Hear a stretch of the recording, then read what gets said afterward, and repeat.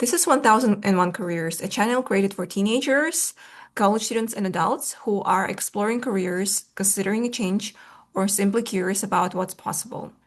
Through real conversations and interviews, we break down careers honestly, what the work is really like, how people got there, and what advice they wish they had earlier.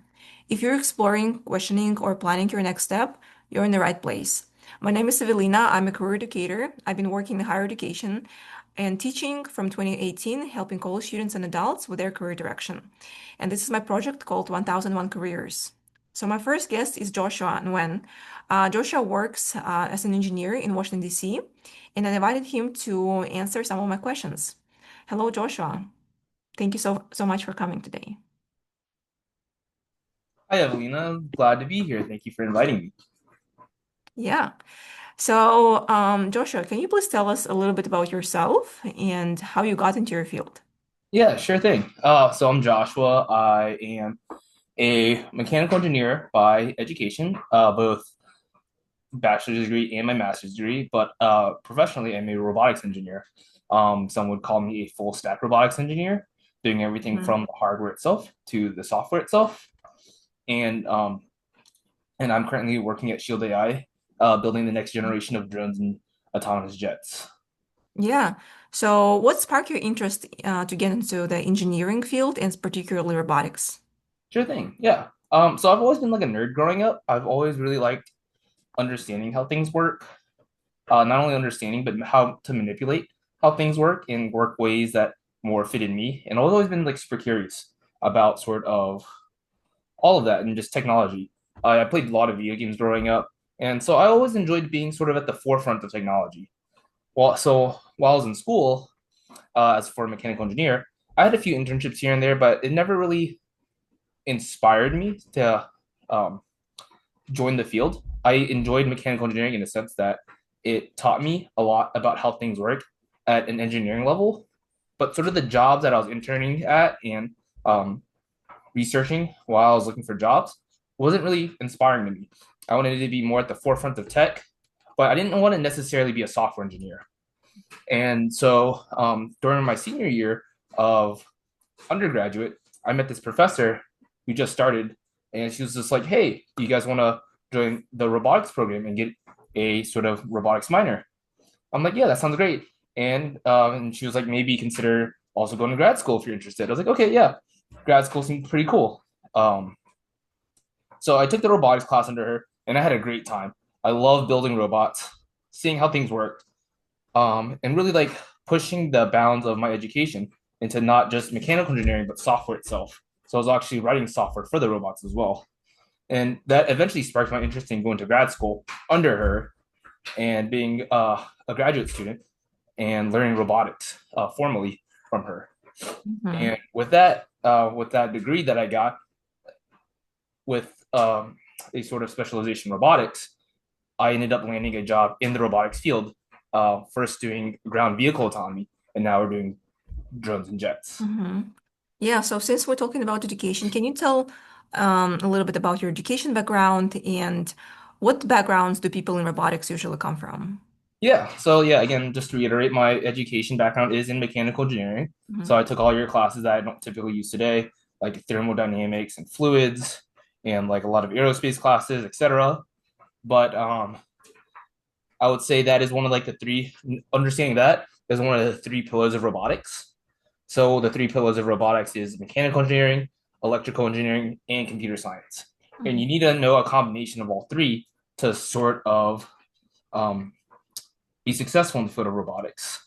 So in my field right now at work, there's a large background of different people and where they've come from.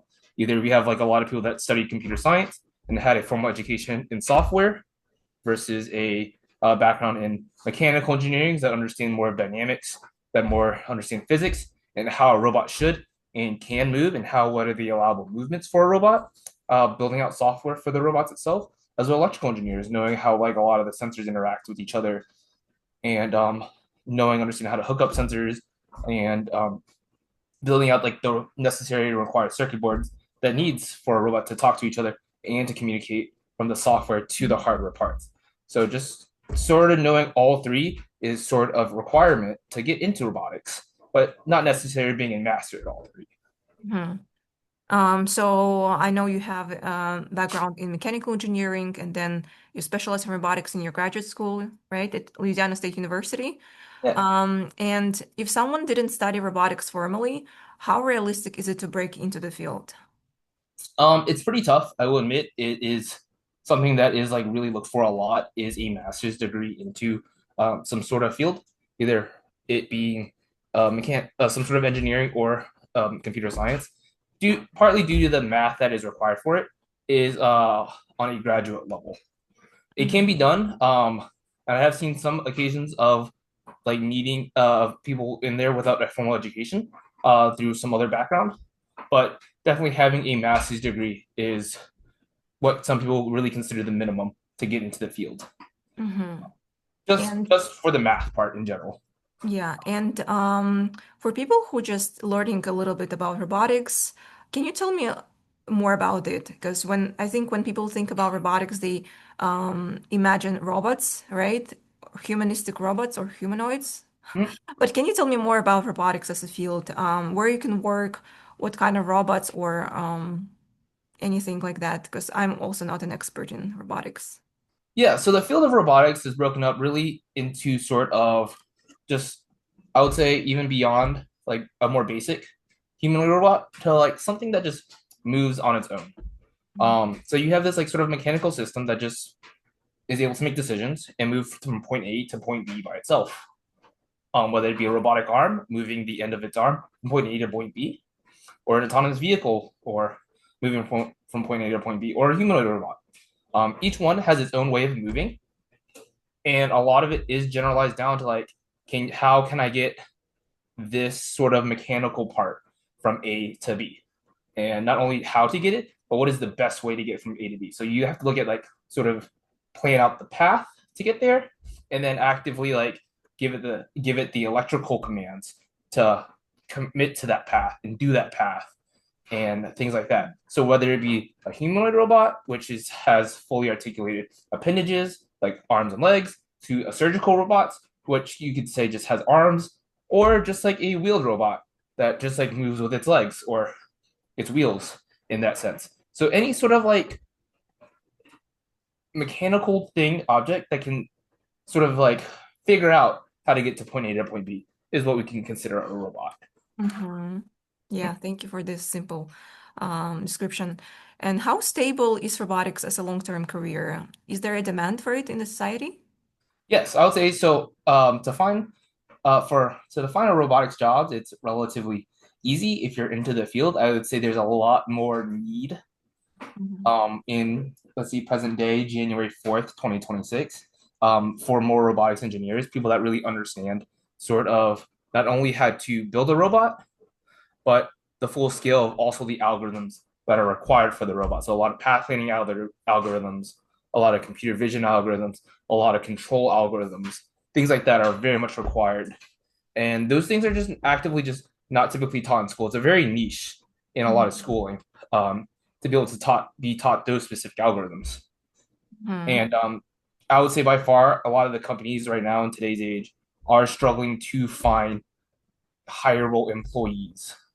Mhm. And that is rare in today's January 4th, 2026, where like the labor market is on the decline. It is tough to get jobs out there, but the robotics field is growing so rapidly, especially with sort of the rise in AI and sort of all the sort of um, thoughts about what AI is and isn't, and Mhm. sort of AI sort of being grouped with that, and trying to get to this advancement in what into like adding robots to society, and being able to find that talent is sort of really rare and really hard to meet. And Mhm. if you have that talent, employees are willing to like do anything to gobble you up and get you Mhm. onto their track.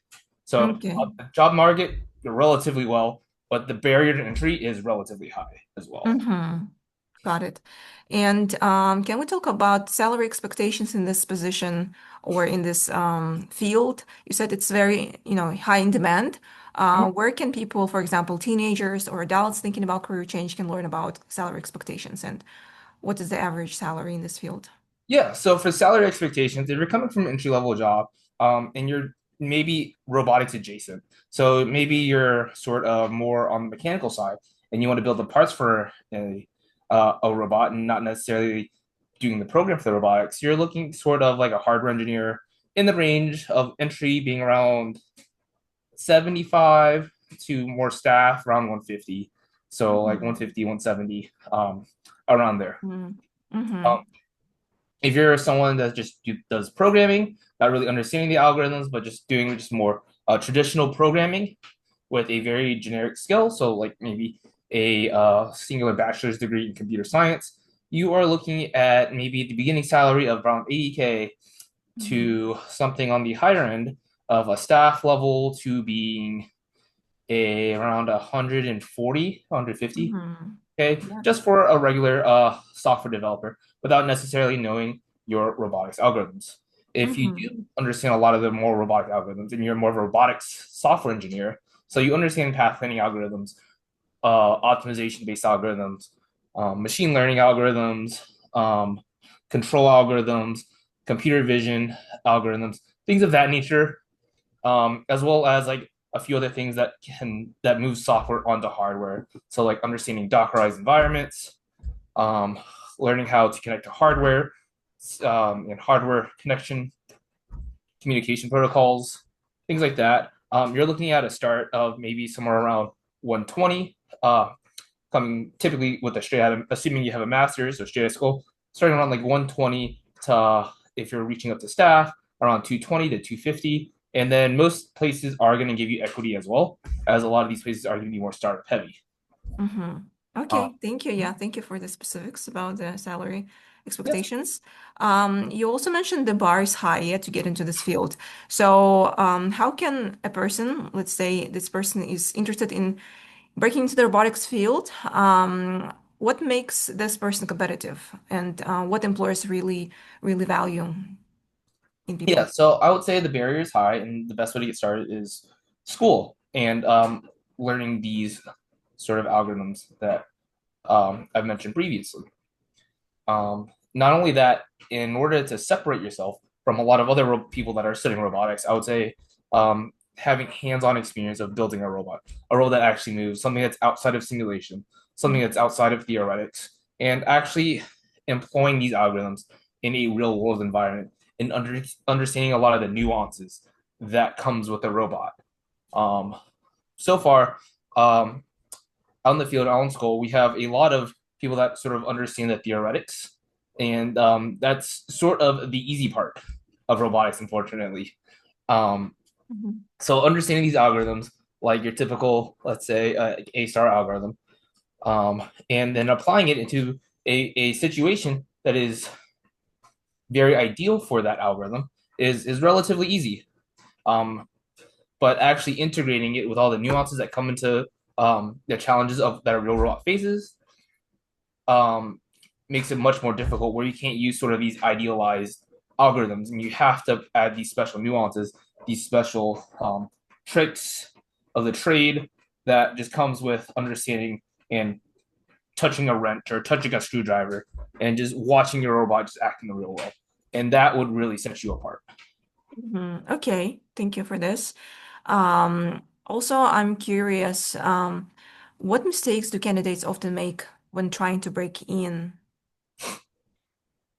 Let's see. Some mistakes that a lot of candidates break in is underestimating the knowledge required to be considered knowledgeable in robotics. Mhm. Um, very loosely, like there is a lot of basic algorithms you can learn that makes you believe that you can believe that you do understand sort of these theories, but deep diving into sort of um, what those theories are and like deep diving into like more advanced topics within, let's say, control algorithms, um, is what would really flesh out to make you understand um, what actually is robotics. Like, for example, in control algorithms, maybe you know what a PID is, and then so you think you may check the mark for like knowing control algorithms when it goes a lot deeper into that. Where you're doing like model-based control algorithms, or predictive model based algorithms, things of that nature. And not knowing what you don't know is sort of like the biggest trap and is like one of the biggest mistakes because it can go a lot deeper and sort of reading more and more research papers or really understanding what the field is the best way to counteract it, Mm-hmm. right? Like the most basic path planner is sort of the A-star algorithm or Dijkstra's. And if you dive into it, it'll be like that's not necessarily robust in the outside world. And so you have to come up with these other algorithms that are out there that you may not know exist. And being able to further put into that research of what you might be missing is sort of really is required from a lot of people that needs to break in, and sort of like the biggest fault and trap when Mm-hmm. applying for jobs for robotics. Okay, so during conversation, I heard a lot of technical terms. Yeah, and I definitely see you come from engineering background. But let's say somebody doesn't have an engineering background. Mm-hmm. Um, like you have bachelor's in mechanical engineering, right? But if somebody really wants to work in robotics but doesn't have this traditional bachelor's degree in engineering, is there any way to break in, or it's going to be very, very hard? I think there is a possibility to break in, but it will be very difficult. And Mm-hmm. it will come with constantly needing to prove yourself to multiple people. So the Mm-hmm. path will not be easy. And once you're on that path and once you're there, it will still not be easy, unfortunately, for you, that individual. But there is a path. And Mm-hmm. I would say the best path is just to build robots. There's a lot of open source out there, especially with drones. You can run like an open stack drones and make it autonomous and just flesh out from there and just constantly keep building robots. The sort of value that you get and that you learn from being able to build a robot from the ground up by yourself is invaluable and is probably the most difficult thing you could possibly do as a robotics engineer. We have a Mm-hmm. lot of robotics engineers that are really great at the algorithms, but when it comes to actually building the robot, they sort of are at a loss. And that would be that is a major weak point, a major pain point in a lot of companies nowadays. So if you really want to get in, just build a robot. Mm-hmm. Use the resources that you have, either a lot of documentations you can read, or even ChatGPT itself nowadays can help explain and deliver that information to you in a more digestible manner to sort of really understand what goes into building a robot and just constantly keep building. And it may take a few years to build like all army of robots, but just keep building is the best way. Mm-hmm. So what you're talking about right now is personal projects. Mm-hmm. I would say so, yes. Mm-hmm. Okay, but what are the typical, most traditional path, most well-known path to get into this field? Is it just having a bachelor's degree in engineering, whether electrical or mechanical or any other type of engineering? Can you tell me more about typical? Yeah, the typical path would be a master's degree with a specialization in robotic algorithms. Mm-hmm. Yeah, that would be the easy Okay. way to get in. Master's degree minimum, PhD ideally, Mm-hmm. and really understanding one specific niche about robotics. Well, when you study this specific niche, you become familiar with all the other domains of robotics and what goes into it. Mm-hmm. Gotcha. Okay, Mhm. so in the first part, we covered a little bit about education, yeah, how to launch your career and break in. Now let's talk about your actual career as an engineer. What's your work-life balance looks like? What kind of task you do at your job? Can you tell us, focus on the present and tell us a little bit about your typical day? Sure thing. Yeah, so my typical day is I usually walk in around the office around like 10 a.m. I usually take calls, meetings, and look at things on my way into work, which is about a 45, 50-minute commute. So I usually start the day around 10. Um, that lines up with a lot of my friends or my coworkers on the West Coast. If I start my day a little bit later, so I can start around the same time they can, which they start the day a little bit earlier, and we're able to work a little bit better. Um, Mm-hmm. and from there, usually I like to stay as an individual contributor, which means I like to have my head down in a computer, Mm-hmm. not really be in meetings and such, not making decisions, just more like I want to code, I want to be able to build things out and sort of orchestrate the architecture itself. So stay on the more technical side personally. So Mm-hmm. typically I'll have my head down for about the rest of the 6 to 7 hours of the day. You have about 1 hour for lunch, 30 minutes to an hour for like meetings and stand ups daily, Mm-hmm. and 6 hours of sort of just like staring at a computer. And Mm-hmm. usually, depending on the day, I'll usually like leave after 8 to 9 hours and go on with my normal like I guess people That's call a it a 5 to 9, more like a 6 to 10 or a six to mm-hmm. eleven. And I'll just like go to the gym. Like I like to rock climb, as per Mm-hmm. every tech worker out there. Um, Go out, have some drinks with some friends, or just go home and play some video games right after you get off of work. Usually, Mm-hmm. doing the typical adult things like go to the gym after work to avoid traffic around like 6 p.m. or 7 p.m. whenever I decide to get off. And maybe when I get home, if there's something that's calling me that I really want to get done, like maybe I have a spark of genius in late in the evening, I'll open up my laptop and just work a little bit more and just like finish off a job.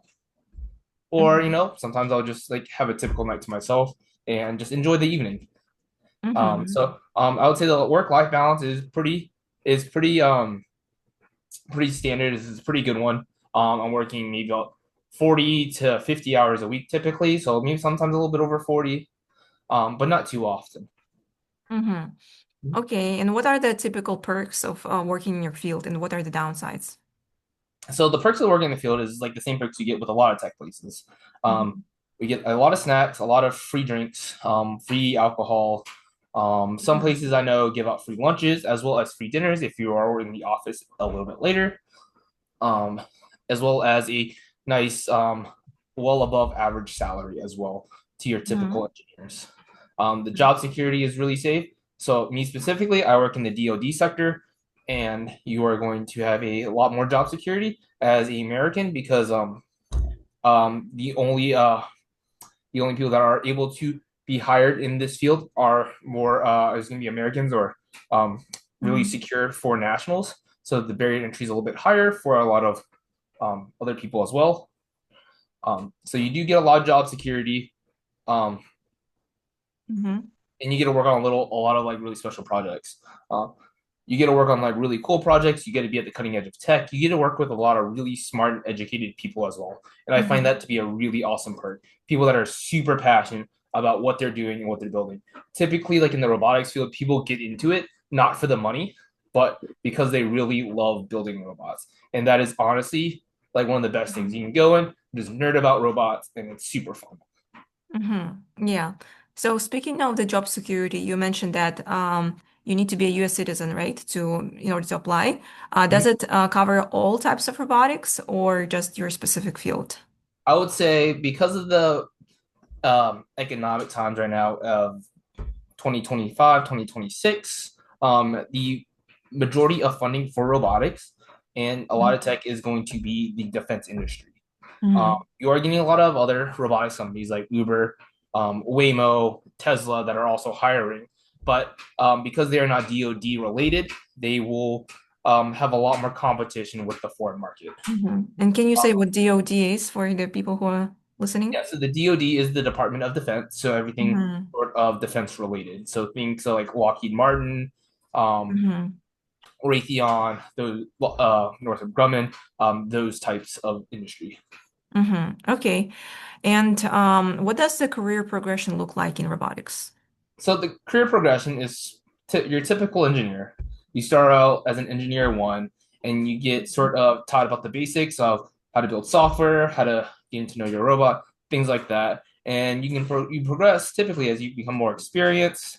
You're able to develop your own software, being be able to be a better coder, in understanding the project more, even leading projects, leading your own project. And so it's a very typical engineer kind of progression. Whether you want to either also later in your career, it branches out. Do you want to be on the more managerial side or the more technical side?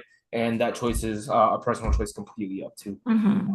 or her. Yeah. So, are you personally interested in getting to managerial position, or you like your role as an individual contributor? Honestly, me personally, I would love to stay as an individual contributor. Mm-hmm. Management, I don't think is meant for me. I love to have fun in just building robots, coding away myself, but I completely understand the whole I want to be a manager kind of side too. Mm-hmm. I love just having my head down on the computer, typing away and turning wrenches and soldering Mm-hmm. wires. That's what gets my gears going. Mm-hmm. We know that, life is unpredictable, but where do you see yourself in the next 10 years? Yeah. In the next 10 years, I see myself doing exactly what I'm doing, but a little bit smarter. Mm-hmm. So not really much changing. Maybe mentoring as well. So adding Mm-hmm. exactly what I'm doing now and maybe mentoring younger engineers into being able to be a better version of themselves, really. But Mm-hmm. continuing building robots and making them move is exactly what I want to be doing. And I'm happy to be able to do that now. Mm-hmm. Okay, and so we have a lot of people who are high schoolers or in the middle school or college students. If you were starting today, what would you study first, and what would you first do first if you want to get into the field? I would say, if my personal recommendation is to study maybe mechanical or electrical engineering Mm-hmm. while learning to code on the side. And the typical pathways to coding, since computer science is a relatively young field, a lot Mm-hmm. of what is idealized in learning computer science or coding in general is not really fleshed out. You have a lot of coders coming in from all different backgrounds, and it's definitely a skill to be had and be learned in any which way that you would like. But the difficulties to learning sort of engineering is something that can only be taught in the classroom, unfortunately. Mm-hmm. Um, Mm-hmm. Considering like all the mathematics and physics that need to be known is going to be typically best done in a classroom setting. So it's a lot easier to teach a engineer how to code, but it's a lot more difficult than teaching a coder how to engineer. So Mm-hmm. I would say if you're maybe in high school or college, consider jumping into engineering and then also learning to code as a side skill and introducing that into your typical skill set rather Mm-hmm. than coding being your main thing and mechanical engineering or electrical engineering being a side skill set, which is Okay. difficult on its own without assistance of a professor. Mm-hmm. And what technical skills are must-haves or very sought after in this field? I would say software building is a big one. It's Mm-hmm. stuff typically a lot of software building that lies outside of a computer science degree. So you're looking at Dockerized environments, you're looking at Git, you're looking at CMake systems, you're looking at path planning algorithms and trees, which are typically taught at a computer science level. But you want to have a deeper understanding of that. Um, Mm-hmm. and So those are some things that are just really desirable. A lot of hardware communications, which is typically taught in more of a electrical engineering kind of degree, and as well as a lot of like physics that is typically taught in a mechanical engineering degree. Like what are the physical capabilities of a robot? It's like you can't spin something so fast that mechanical parts break, and you need able to control for that as well. So you do need an aspect of sort of all three of computer science slash software, mechanical engineering, and electrical engineering. Mm-hmm. Gotcha. Okay. What resources, like courses, books, or communities, websites, would you recommend to learn more about robotics? I would recommend looking at um, introductions, the robotics, path planning, and control. Um, Mm-hmm. that's the field or the book. Mm-hmm. It's a nice little yellow book that I would say a lot of roboticists have read from cover to cover at least one time in their life. Mm-hmm. Great intro to it, and then after that, just going on the internet and just copying what everybody else is doing is sort of like the best way to learn. Really get you that hands-on experience and just copy what they're doing. Mm-hmm. What kind of websites would you recommend? Man, LinkedIn or GitHub or I would anything else? say I don't know. That's a good question. I would say maybe go to a look up the conference ICRA ICRA or Mm-hmm. IROS and see some of like the most cited papers that are there, the more popular papers that are there, Mm-hmm. and just try to copy what they're doing and really understanding that paper. Once you understand that paper, you should be so deep and knowledgeable into that field of robotics that you should be sort of like Mm-hmm. unmatched and really competitive in the field of robotics coming in. But to note, that is sort of the first starting point. Is like once you read that paper, the first paragraph will send you down like four rabbit holes before you understand the first paragraph, and the second paragraph will send you down another nine rabbit holes, and so on and so forth, Mm-hmm. before you actually fully understand the paper. So if Mm-hmm. you're able to copy that, I think you'll be set. Okay. Any other ways to learn more about people who work in the field that are less technical, like Um, YouTube channels maybe, or more let's see. popular? Um,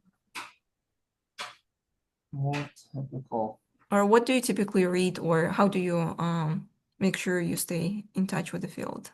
To stay in touch with the field, I would look at the conference and I would Hmm. always be reading Hmm. papers.